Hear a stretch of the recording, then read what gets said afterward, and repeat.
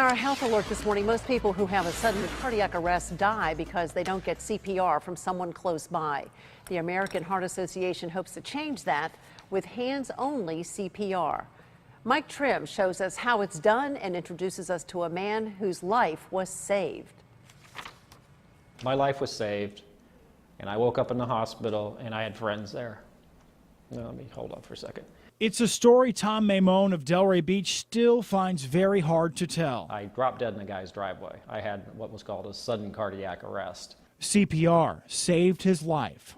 If it wasn't for the American Heart Association, I mean, I can tell you that I would not be here talking to you today. Maimone exercised regularly, but while on a run a few years ago, the 52-year-old's heart stopped.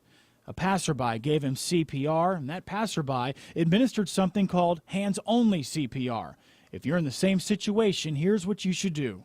The first thing you want to do is call 911 so the paramedics can get on their way. And for hands-only CPR, then you want to put the heel of your hand in the middle of the chest, your other hand on top of it, and just start pumping hard and fast. In fact, the American Heart Association says, remember the song Stayin' Alive by the Bee Gees. Has about 100 beats per minute, and that is the rhythm you want to stay with.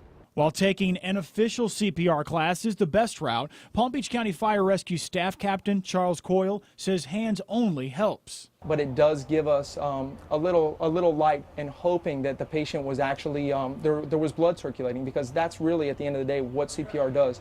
And time matters. Every minute CPR isn't given, your chances of surviving drop 10%. Just ask Maimone how important it is.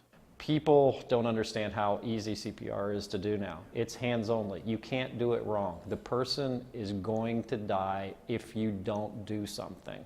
And that day he almost died, Maimone says he's glad someone did something so simple to save his life.